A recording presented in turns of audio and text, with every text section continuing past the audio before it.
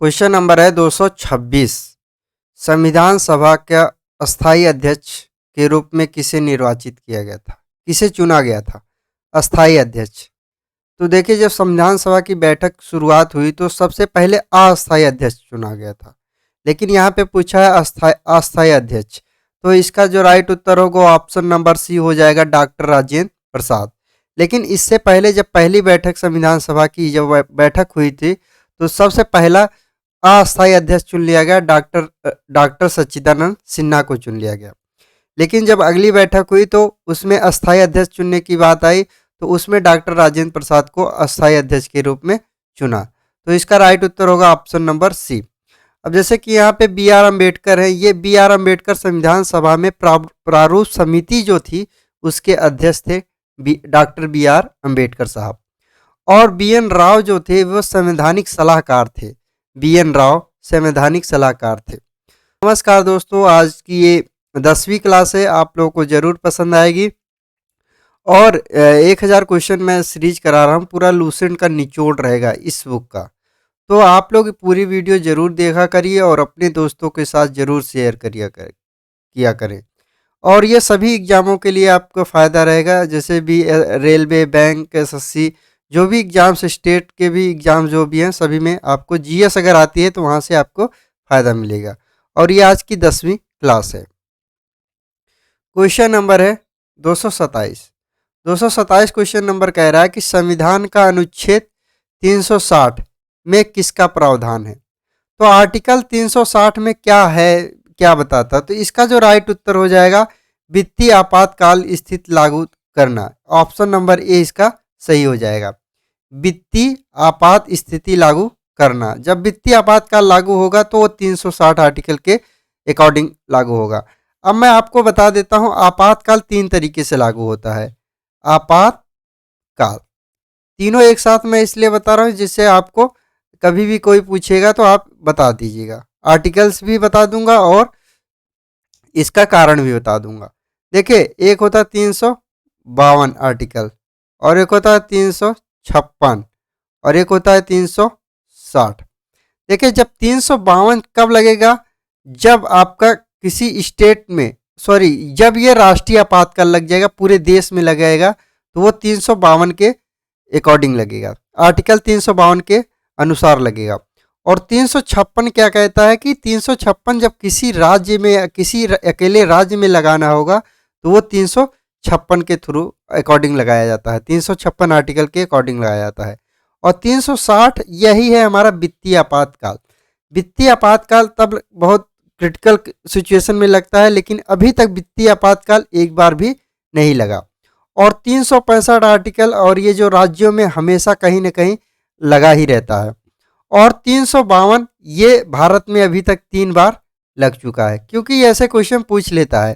तो आप सबको पता हो गया 352 आर्टिकल जो है वो राष्ट्रीय आपातकाल है, और 356 जो है वो स्टेट में आपातकाल लगता है, और 360 जो है वो वित्तीय आपातकाल है। क्वेश्चन नंबर है 228। भाषा के आधार पर राज्यों का पुनर्गठन अधिनियम कब बना। राज्यों का पुनर्गठन अधिनियम जो आया था वो 1956 में बन गया था। ऑप्शन नंबर सी इसका सही उत्तर है। अब देखिए, ये कारण क्या बना, कारण ये बना कि आंध्र प्रदेश और तेलंगाना, इसमें भाषा के आधार पर अलग, मतलब आंध्र प्रदेश तेलंगाना में भाषाओं के आधार पर अलग हुआ, लेकिन ये 1953 में ही ये स्टेट अलग हो गया था। तो 1953 में आंध्र प्रदेश अलग हो गया, लेकिन एक अधिनियम बना, और 1956 में एक आयोग, एक समिति का गठन हुआ जिसे बोलते हैं फजल अली आयोग बनाया गया। उसी के अनुसार ये अधिनियम आया 1956 में, और राज्यों का पुनर्गठन अधिनियम 1956 में।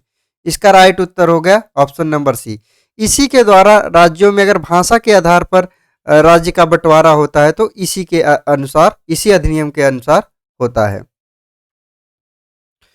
क्वेश्चन नंबर है 229। निम्नलिखित में से किसको संविधान की आत्मा कहा गया।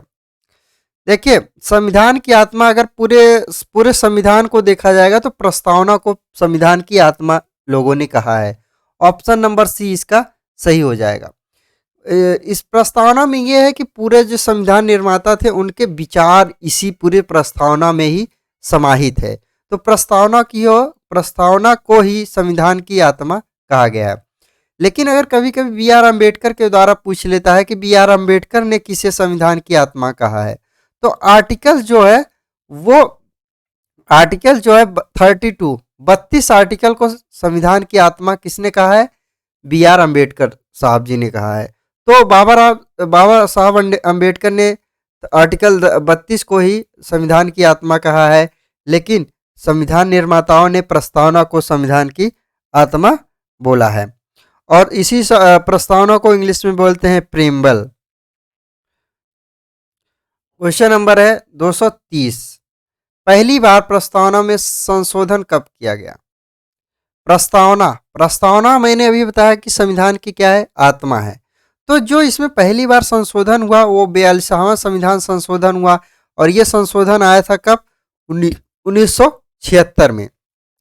केशवानंद भारती केस चल रहा था, उसी टाइम में ये संशोधन होता है, 42 अमेंडमेंट। तो इसमें 3 शब्द जोड़े गए, पंथ निरपेक्ष, समाजवाद और अखंडता। 3 शब्द इसी में जोड़े गए 42वें संविधान संशोधन के द्वारा। तो इसका राइट उत्तर होगा ऑप्शन नंबर बी, इसका सही होगा।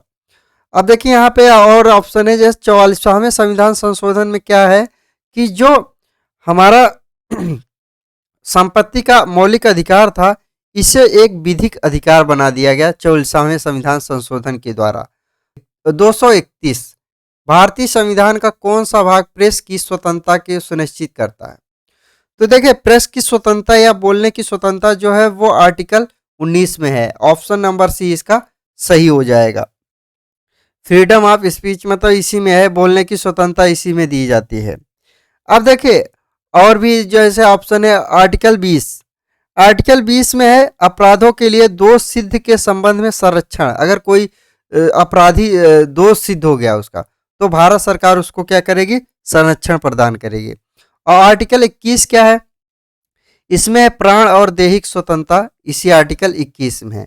अगर यहीं पर आर्टिकल 21A अगर होता तो ये क्या होता? हमारा फंडामेंटल राइट, शिक्षा का अधिकार। और शिक्षा का अधिकार जो होता है वो 6 से 14 वर्ष के लिए है। तो ये भी ध्यान रखने वाली बात है कि 21A में शिक्षा का अधिकार है, और शिक्षा का अधिकार 6 से 14 वर्ष के लिए है। ये जो शिक्षा का अधिकार जोड़ा गया था 86वां संविधान संशोधन हुआ था, 2002 में हुआ था, उसी के द्वारा 21A में जोड़ दिया गया था। क्वेश्चन नंबर है 232। मौर्य साम्राज्य की स्थापना किसने की? तो मौर्य साम्राज्य की स्थापना चंद्रगुप्त मौर्य ने किया था, और चंद्रगुप्त मौर्य ने चाणक्य की सहायता से मौर्य साम्राज्य की स्थापना की। ऑप्शन नंबर बी इसका सही हो जाएगा। देखिए, चंद्रगुप्त मौर्य का बेटा हुआ बिंदुसार, और बिंदुसार का बेटा हुआ अशोक। तो अब ध्यान रखिएगा, तो चंद्रगुप्त मौर्य का बेटा कौन? बिंदुसार, और बिंदुसार का बेटा अशोक हुआ। अब देखिए, मौर्य वंश का प्रथम शासक चंद्रगुप्त मौर्य है, और मौर्य वंश का सबसे अंतिम शासक बृहदत्त को बोला जाता है। क्वेश्चन नंबर है 233। मंदिर निर्माण कला का जन्म सर्वप्रथम कब हुआ? तो गुप्त काल में मंदिर निर्माण कला का प्रारंभ हुआ। ऑप्शन नंबर बी इसका सही उत्तर हो जाएगा। क्वेश्चन नंबर है 234। फाह्यान और हेनसांग किसके शासनकाल में आए थे? फाह्यान जो आया था वो चंद्रगुप्त विक्रमादित्य के टाइम में आया था फाह्यान। और हेनसांग कब आया था? हेनसांग आया था हर्षवर्धन के टाइम में। चंद्रगुप्त विक्रमादित्य और हर्षवर्धन के टाइम में हेनसांग आया था। ऑप्शन नंबर डी इसका सही हो जाएगा। क्वेश्चन नंबर है 235। कालिदास द्वारा रचित मालवी अग्निमित्रम नाटक का नायक कौन था? मालवी अग्निमित्रम किसके ऊपर लिखी गई है? तो ये जो लिखा गया है ये पुष्पमित्र शंकु के ऊपर लिखा है। ऑप्शन नंबर ए इसका सही है। और पुष्पमित्र शंकु जो है शंकु वंश का संस्थापक भी इसी को माना जाता है। क्वेश्चन नंबर है 236। सांची का स्तूप किसने बनवाया? सांची का जो स्तूप है ये बनवाया था अशोक ने। ऑप्शन नंबर सी इसका सही हो जाएगा। अशोक ने 261 ईस्वी में कलिंग का युद्ध लड़ा। और कलिंग का युद्ध जो मिलता है ये इसके 13वें अभिलेख में मिलता है, शिलालेख में मिलता है, तो ये भी ध्यान रखिएगा। क्वेश्चन नंबर है 237। पृथ्वी के अतिरिक्त किस ग्रह पर वायुमंडल पाया जाता है? पृथ्वी के अतिरिक्त पृथ्वी पर भी वायुमंडल है, और अगला और जो ग्रह है वो है अगला मंगल ग्रह। ऑप्शन नंबर डी इसका सही हो जाएगा।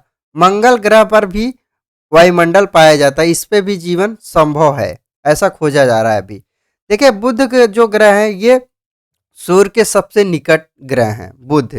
और बृहस्पति क्या है, पूरे ब्रह्मांड का सबसे बड़ा ग्रह है, बड़ा ग्रह है। और शुक्र जो है इसको बोला जाता है भोर का तारा या सांझ का तारा, और इसी इसी को पृथ्वी की जुड़वा बहन बोला जाता है। तो ये भी इतनी बातें ध्यान रखिएगा। क्वेश्चन नंबर है 238। सौर मंडल का सबसे बड़ा उपग्रह कौन सा है? सौर मंडल का अगर सबसे बड़ा उपग्रह देखा जाएगा तो वो कौन सा है? गैनीमेड। ऑप्शन नंबर डी इसका सही हो जाएगा। क्वेश्चन नंबर है 239। सियाचिन ग्लेशियर भारत के किस राज्य में स्थित है? देखिए आज के टाइम में और पहले के टाइम में मैं पूरा बता दूं, सियाचिन ग्लेशियर जो था पहले जो था वो जम्मू कश्मीर में था, इसीलिए इसका ऑप्शन सी सही हो जाता है इसमें। अगर यहीं पे लद्दाख दिया होगा, क्योंकि अभी वर्तमान में जो जम्मू कश्मीर वाला हिस्सा था वो अभी सियाचिन ग्लेशियर लद्दाख के लेह जिले में चला गया है। तो ऑप्शन कभी कभी हो सकता है जम्मू कश्मीर भी दे और लद्दाख भी दे। अगर आपका ऑप्शन जम्मू कश्मीर, अगर ऑप्शन में लद्दाख नहीं है तो जम्मू कश्मीर पे ही जाइएगा। और अगर ऑप्शन में लद्दाख है और जम्मू कश्मीर दोनों है तो आप सीधा लद्दाख में जाएंगे, क्योंकि अभी वर्तमान में लद्दाख में चला गया है। तो सियाचिन ग्लेशियर अभी कहाँ पर है? लेह लद्दाख में है, लद्दाख के लेह जिले में स्थित है। देखिए सियाचिन ग्लेशियर क्यों ज़्यादा फेमस है? सियाचिन ग्लेशियर में 1984 में ऑपरेशन मेघदूत चलाया गया था, क्योंकि पाकिस्तानियों ने सियाचिन ग्लेशियर पे कब्जा कर लिया था और इनको भगाने के लिए एक ऑपरेशन मेघदूत 1984 में चलाया गया, जिससे हमने उस पर विजय प्राप्त कर लिया। और सियाचिन ग्लेशियर जो है ये नुब्रा घाटी में स्थित है, ये भी ध्यान रखिएगा। क्वेश्चन नंबर है 240। पटकाई की पहाड़ियाँ भारत को किससे अलग करती हैं, किस देश के साथ अलग करती हैं? जो पटकाई की पहाड़ियाँ हैं वो भारत और म्यांमार के बीच में है और इसे अलग करती हैं। जो पूर्वी हमारे देश हैं वो सभी अलग होते हैं। तो इसका राइट उत्तर होगा ऑप्शन नंबर बी सही हो जाएगा। देखिए भारत और चीन को मैकमोहन रेखा के द्वारा अलग होता है, और भारत और पाकिस्तान ये रेड क्लिफ जो रेखा है इसके द्वारा भारत और पाकिस्तान का बंटवारा होता है। 241 क्वेश्चन है, भारतीय आय में सर्वाधिक योगदान। देखिए भारत की जो सबसे ज्यादा सर्वाधिक योगदान है वो कृषि क्षेत्र से है। कृषि क्षेत्र में इसका ऑप्शन नंबर ए सही हो जाएगा। भारत की आय में सबसे सर्वाधिक योगदान कृषि क्षेत्र में। अगर यहीं पे क्वेश्चन थोड़ा सा बदल जाता कि भारत की आय सबसे ज्यादा किस क्षेत्र से होती है, तो वो होती है सेवा क्षेत्र में। अगला क्वेश्चन मैंने इसी के सेम ले लिया साथ साथ। अब जैसे अगला क्वेश्चन है 242। भारत की राष्ट्रीय आय का मुख्य स्रोत। देखिए यहाँ पे भारत की राष्ट्रीय आय का मुख्य स्रोत जो है वो सेवा क्षेत्र है। ऑप्शन नंबर बी इसका सही हो जाएगा। इन दोनों क्वेश्चन को आप ध्यान से देख ले, क्योंकि दोनों क्वेश्चन आता है लेकिन कंफ्यूजन बहुत रहता है। क्वेश्चन नंबर है 243। भारत की राष्ट्रीय आय अनुमानित करता है। तो जो भारत की राष्ट्रीय आय अनुमानित करता है वो करता है कौन? CSO, केंद्रीय स्टैटिकल ऑफिस, मतलब केंद्रीय सांख्यिकी संगठन। तो इसकी स्थापना जो हुई थी ये हुआ था 1951 में, और इसका जो हेडक्वार्टर है वो कहाँ पर है? न्यू दिल्ली में। ऑप्शन नंबर बी सी इसका सही हो जाएगा। क्वेश्चन नंबर है 244। प्रथम वित्त आयोग के अध्यक्ष कौन थे? प्रथम वित्त आयोग के अध्यक्ष थे केसी नियोगी। ऑप्शन नंबर ए इसका सही हो जाएगा। लेकिन अभी जो है 15 नंबर के वित्त आयोग हैं। 15 नंबर के वित्त आयोग कौन से है? NK सिंह 15 नंबर के वित्त आयोग है, ये भी आप लोग ध्यान रखिए क्योंकि ये क्वेश्चन बहुत ज़्यादा पूछे जाते हैं। क्वेश्चन नंबर है 245। सूर्य की ऊर्जा उत्पन्न होती है। सूर्य की जो ऊर्जा है उत्पन्न होती है वो नाभिकीय संलयन के द्वारा होती है। इसका ऑप्शन बी इसका सही हो जाएगा। बी इसका राइट उत्तर हो जाएगा। अब देखिए नाभिकीय संलयन की जो क्रिया है इसी के द्वारा हाइड्रोजन बम बनाया जाता है, इसी सिद्धांत पे बनाया जाता है। तो हाइड्रोजन बम बहुत ही ज़्यादा भयानक और खतरनाक होता है। और नाभिकीय विखंडन से क्या बनता है, परमाणु बम नाभिकीय विखंडन से भी बनता है। तो ये भी ध्यान रखिएगा आप लोग कि नाभिकीय संलयन से हाइड्रोजन बम बनता है और नाभिकीय विखंडन से परमाणु बम बनता है। और सूर्य के अंदर जो ऊर्जा का स्रोत है वो किसके कारण है, नाभिकीय संलयन के द्वारा है। क्वेश्चन नंबर 286, जब एक चलती वस्तु की गति दोगुनी हो जाती है तो उसकी गतिज ऊर्जा कितनी हो जाएगी। इतना बार एग्जाम में ये क्वेश्चन पूछा जाता है, किसी न किसी एग्जाम में ही क्वेश्चन पूछा जाता है। आप इसका डायरेक्ट आंसर याद रखिए, ऑप्शन नंबर बी इसका सही हो जाएगा, चौगुनी हो जाती है। तो एक चलती हुई वस्तु की गति दोगुनी हो जाए तो उसकी गतिज ऊर्जा क्या हो जाएगी, 4 गुनी हो जाएगी। अब देखिए इसको मैं बता देता हूँ। देखिए गतिज ऊर्जा का फार्मूला था, काइनेटिक एनर्जी का फार्मूला होता है 1/2 mv²। अब यहीं पे बोल दिया है कि वेग को दोगुना, चाल को दोगुना, v बराबर क्या यहाँ पे रख देंगे 2v रख देंगे। तो यहाँ पे 1/2m2v का होल स्क्वायर, यहाँ पे करेंगे 2 दूना 4 और यहाँ पे हो जाएगा v²। 4 को आगे ले जाएंगे तो यहाँ पे क्या हो जाएगा 4, 1/2mv²। अब देखिए यहीं पर ये क्या है, हमारा काइनेटिक एनर्जी है, यहाँ पे 4ke। तो देखिए क्या हो गया, हमारी काइनेटिक एनर्जी 4 गुनी हो गई। इसीलिए ऐसे अगर कोई भी कह रहेगा तो आप सीधा फार्मूले में रख के बता सकते हैं। अगर वो आधा भी बोल देगा, 3 गुना बोल देता, चाल 3 गुनी हो गई, तो उसका इस तरीके से आप निकालेंगे, आपको पूरा गलत नहीं होगा क्वेश्चन। ऑप्शन नंबर बी इसका सही हो जाएगा। क्वेश्चन नंबर है 247, सिगरेट लाइटर में निम्नलिखित में कौन सी गैस प्रयुक्त होती है। तो सिगरेट में जो लाइटर होता है उसमें ब्यूटेन गैस भरी जाती है। ऑप्शन नंबर इसका ए सही हो जाएगा। अब देखिए ब्यूटेन का फार्मूला होता है CH4H10, C4H10 इसका ब्यूटेन का फार्मूला होता है। मेथेन का होता है CH4 और प्रोपेन का होता है C3H8 प्रोपेन का होता है। तो ये आप लोग फार्मूले भी ध्यान रखिए क्योंकि कभी कभी फार्मूले डायरेक्ट पूछ लेता है। क्वेश्चन नंबर है 248, कोशिका का ऊर्जा गृह मतलब पावर ऑफ हाउस, जिसे मतलब पूरे शरीर में एनर्जी कहाँ से जनरेट होती है, तो वो होती है माइट्रोकांडिया से। ऑप्शन नंबर सी इसका सही हो जाएगा, माइट्रोकांडिया से ही पूरे शरीर में ऊर्जा जाती है। अब देखिए राइबोसोम क्या है, राइबोसोम से जो प्रोटीन है, प्रोटीन राइबोसोम के ही द्वारा बनता है। क्वेश्चन नंबर है 249, प्रोटीन निर्माण का सक्रिय स्थल।